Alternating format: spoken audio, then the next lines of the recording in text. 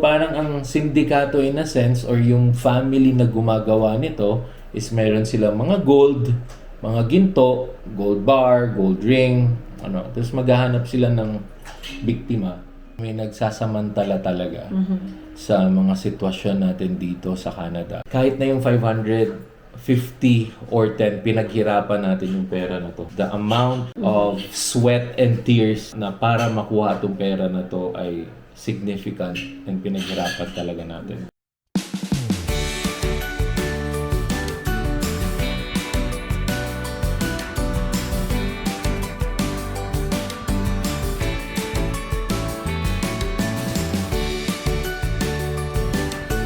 Good morning, fam, and welcome back to our channel. This is Lawrence from Alba Fam Bam, and let's start our video for today. So, syempre, saan pa nga ba ako papunta? Kung hindi, sa aking anak. Susunduin na natin si Davon. And clear sky for Calgary. Ang ganda ng panahon. Blue na blue.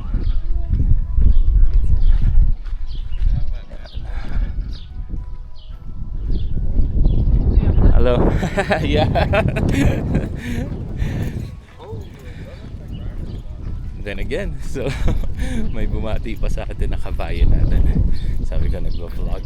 Sa a bit smoky ngayong araw. So for sure may mga wildfire around the area. Hopefully okay kayo kung affected kayo. We're praying for you guys kasi yeah, wildfire season na naman. And the other day nga parang nanonood kami ni Donna together with Sis Diane and Bro Jelvin yung mga calamities dito sa Alberta. Yeah, so grabe yung wildfire pala na nangyari sa Fort Mac a couple of years ago. And then also 2013 or 2015, like the Great Flood ang nangyari din sa Calgary and sa, I think sa buong Alberta yun or southern part of Alberta like Canmore and all. So grabe yung devastation din. Lubog talaga, pati yung downtown Calgary lubog. So kawawa. Bam! Ayan na si kuya ko. Tumatakbo kami. At ako naman ay naglalakad kasi medyo smoky talaga. Yung ano, amoy yung hangin. So, let's just go home right away. Para yung mga may hika and all, for sure, need to stay at home pag ganito. Kasi lulubhad yung pakiramdam. Sasama yung pakiramdam. So, okay, lakad lang kami ni Kuya Davon. Like really fast. Para nasa bahay na kami. Kuya and I are inside the house. Tapos nang mag-work ang daddy. And I will be on lunch break. So, sinabihan ko si Kuya Davon, let's check outside kung if it's still smoky and hazy, Kuya. Let's check outside. Do you smell it? Yeah, I can smell it. Yeah, so medyo naamoy ko pa din ang smoke and it's not very clear. Medyo hazy talaga. Let's surprise them ng bulalo. Yan, so kakain na kami ni Kuya at gutom na din ang daddy. Let's just clear up the fog here. So, lagay ko lang tong gulay. And lunchtime na kami ni Kuya Davon. Okay, so see you later. Hey, fam. Hi, Alex. How are you? Nalagyan na ng gulay ang ating bulalo. Let's eat! Kain na! It will be Inaaya. balmy. Inaaya ko si Kuya, pero super busy with his... What's that? So, kakain na kami, fam. Pakita ko pala sa inyo yung pagkain ko. Okay, so rice. Ito, bulalo. May utak yan sa loob. And of course, the sausawan. Okay, so see you later. Kain lang kami. Hello fam! And tapos na ang araw natin today. Sobrang busy ng daddy. And surprisingly, si mommy ay may office today. So buong araw din siyang wala. And it was a good thing kasi kami lang dalawa din ni Davon and I was able to take care of him alone. And so nauuna na. Andito na si mami, medyo kararating-rating lang. Yan. So naka-warning ngayon ang Calgary with the air quality index na moderate. So it means that schools hindi nila inaalaw masyado yung mga bata na lumabas in case na may required outdoor activities. Limited yun. So there you go. Amoy na amoy nga naman talaga ang smoke. And yan o, if nakikita nyo, may haze talaga, medyo hazy talaga yung hangin, lalo na dun. So, medyo malabo talaga. So lakad lang kami and on our way to sundo my baby girl. See you later. Sundo na namin ang mga kiddos. Yan si mommy, pagod na naman yan.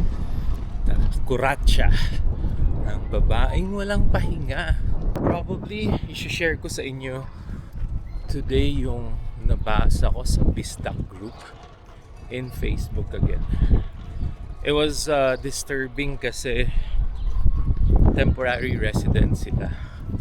And yeah, naloko pa talaga. So, dami talagang bad actors ngayon. Masasamang tao. So, yan, i-share ko pagdating sa bahay. Wow, there! You know how to play Wow, ball? there's a Cybertruck. You know how to play ball? He knows how to play ball, yeah. Is that a cool we play? Cybertruck? Okay, let's play. Do you want to touch it? You hold it. Yeah, you can hold it. Thank you. It can do some things. So we're back and inantay ko talaga si maming makarating for this reaction video. I think this is only our second time doing a reaction video. Yeah. Pero ako gusto ko talaga itong gawin kasi nga this would in a sense spread awareness sa ating mga kababayan. Yeah. Kasi ang pangit ng nangyari talaga sa isang kababayan natin dito sa Calgary. Shout out to you, Brother Adrian, from Calgary. Hindi ko na lang i-mention din yung last name niya. Pero I saw this post from him sa Bisdak sa Canada, Ato ni Bay. So everyone knows na Bisaya ako, so I joined this kind of groups. So I joined this and then think there was one post din na na-share ko from this group about naman dun sa mga tourists na sinumbong ng mga kapwa nila tourists din. May nagka-cash job. Na- Na remember, nainggit ba? if you Yeah. guys watch that video. Yeah, so galing din to sa the same Facebook group.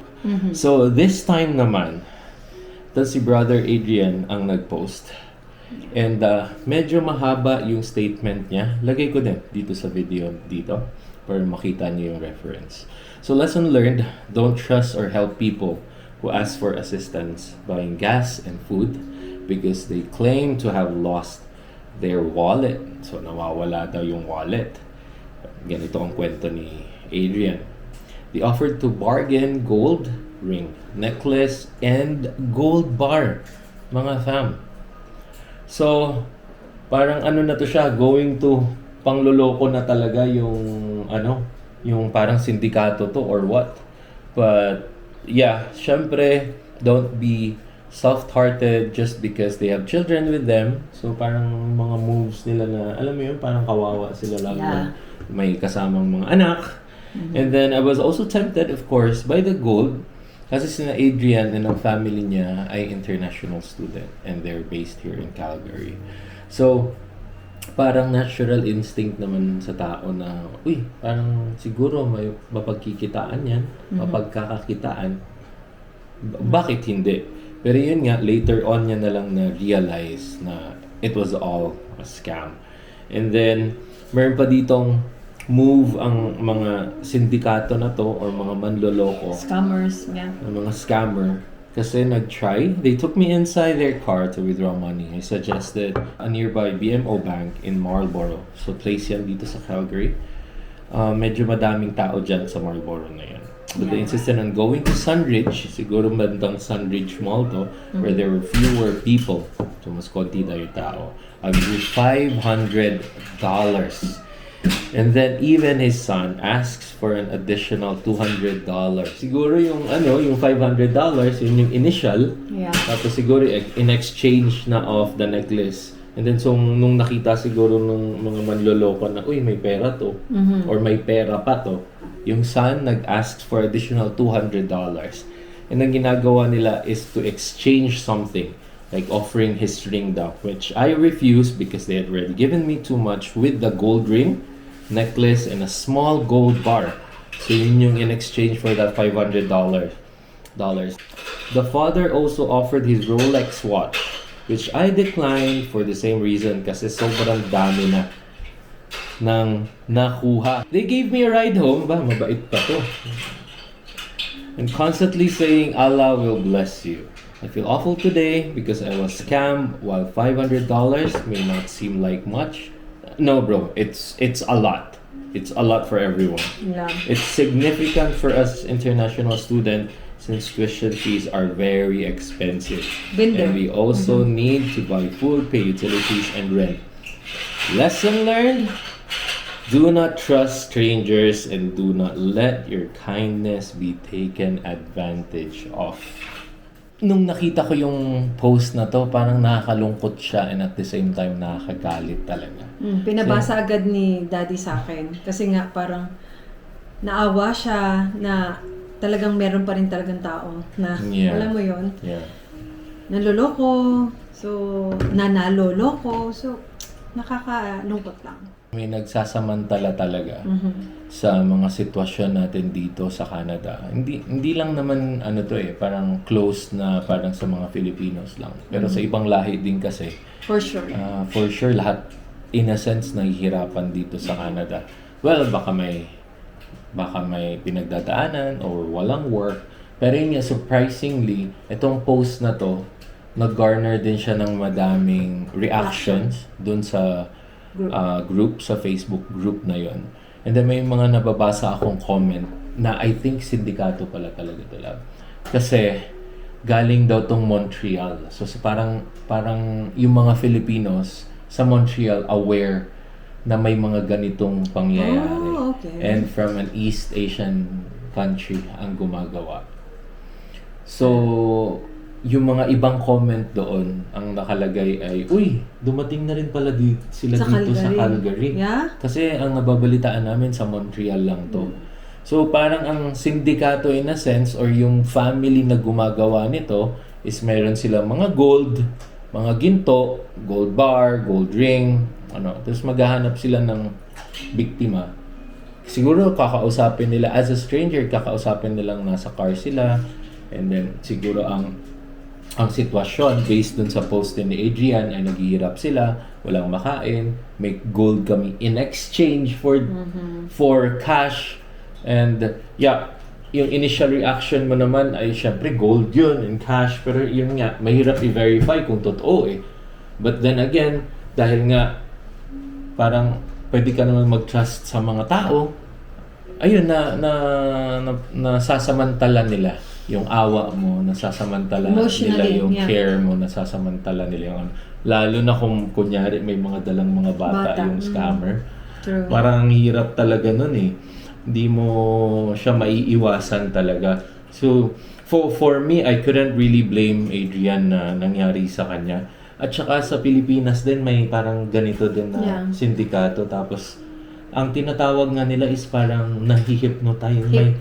Mahihypnotize ka daw eh. Tapos, napapanood din natin sa news niya na ang iba nga is mas grabe pa kasi napapapasok nila sa bahay, napapapasok nila sa kwarto, napapawithdraw ng so which is nangyari kay Adrian, pero yung example ko na sa news, napapapasok nila sa bahay, yung parang lock nila, security box nila, napapabuksan.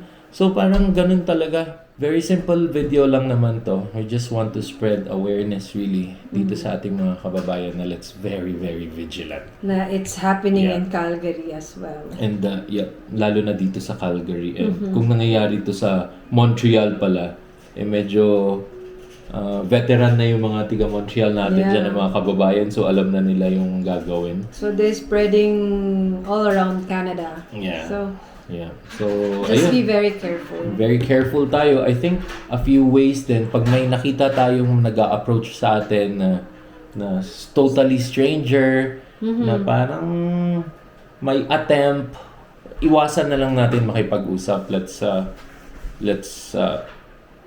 run. No, not run perhaps, but let's walk away. Yeah, And let's walk away. Let's walk away, lalo na strangers, lalo na pag hindi mo kababayan. Kasi Hindi naman masamang umiwas. It's for your own safety din naman. yeah. Hindi natin sabihin na hindi tayo pwedeng tumulong. Pwede, pero we have this limitation of us helping people.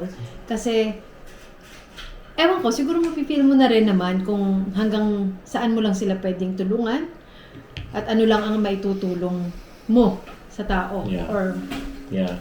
kung kanino man. Yeah. Para dun naman sa victims, previous victims, not just Adrian. Parang huwag tayong mawalan ng pag-asa at lagi naman tayong mabuti. Hindi ito yung nagde-define sa atin kung mabuti tayong tao or hindi. Exactly. Yung $500 na yun, bro, that's a big thing. Siguro mag-aaway kami ni Donna pag may nawalang 500 sa amin. sa amin. So alam mo yun, it's a big thing. Hindi siya maliit na pera. You know, $10 is $10. Kahit na anong mangyari, gas yun na sasakyan. Yep. Alam mo yun? So, yeah, let's be very vigilant. Hindi mo to kasalanan.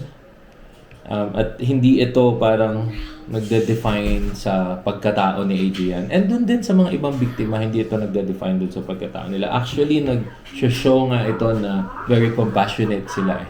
Yeah. Very helpful sila eh. It's just that na-taken advantage yung pagiging compassionate nila, helpful, Yeah. mapagmahal sa kapwa. So, hindi nyo talaga to kasalanan. And, yeah, dun sa mga Calgarians around the city, let's also report kung may mga pangyayari Yeah. ganito para hindi na maulit. Or And hindi na sila makaulit. Yeah. Ayun, so just call 911 para makatulong din sila. For sure, the authorities would help us here with these kinds of bad activities. So again, to summarize, dun para kina Adrian, dun sa mga victims, hindi lang naman parang pera ang nawala sa inyo, pero I know na parang yung tiwala din and dignity nyo ay naapektuhan. So, huwag tayong magpa-apekto sa ganito. And hindi nyo to kasalanan to nung gumawa sa inyo. And also, kahit na yung 550 or 10, pinaghirapan natin yung pera na to. The amount of sweat and tears na para makuha itong pera na to ay significant and pinaghirapan talaga natin. So it's not a small amount. Yung trauma naman, yeah, that's another thing kasi parang ngayon pag maglalakad ka na tuloy, parang kang may nakatingin ba sa akin, may nakaabang ba sa akin. So parang ang hirap nung gumalaw. Pero yep, don't lose trust and hope for the society. Let's be very vigilant. Yeah. Hindi lang to nangyayari sa actual. Well, mas masama talaga ang sa actual. Yung katulad nung nangyari kay Adrian. Ang scary nun talaga eh. Pero not just on the actual or physically, but also online, nangyayari din tong mga scam na to. Yeah. So be very vigilant. May mga few signs naman yan na scam eh. Pag minamadali ka, pag ang pinresent sa'yo ay sobrang grabe ng advantage na parang wow, pag na-miss mo to, parang luging-lugi ka yung feeling mo. And ayun, pag minamadali ka na magbayad na, may rush, may pressure to pay up right now para hindi mo ma-miss yung opportunity na yun. Ayun, clear tell signs yun na scam yung transaction. So, okay fam, so let's be very careful everyone. And I hope nakatulong tong video na to sa inyo. And salamat ulit sa panonood. And medyo nasya-shock pa to si Mami at yun yung topic namin for today. Although nabigay ko na rin sa kanya or napasilip ko na rin sa kanya Yeah. yung news na yun or yung Facebook post na yun. So, yeah. Just be aware and share awareness as well sa mga kakilala nyo, pamilya nyo, and friends nyo. Yeah. Baka kasi hindi nyo alam mangyari din sa kanila. Be careful and aware of your surroundings. Yeah. Okay, so don't forget to like, share, and subscribe to our YouTube channel and Facebook page. Yeah. And again, thank you everyone for all your support. We'll see you on the next video. Please be careful. Please be vigilant. Salamat. And hang loose.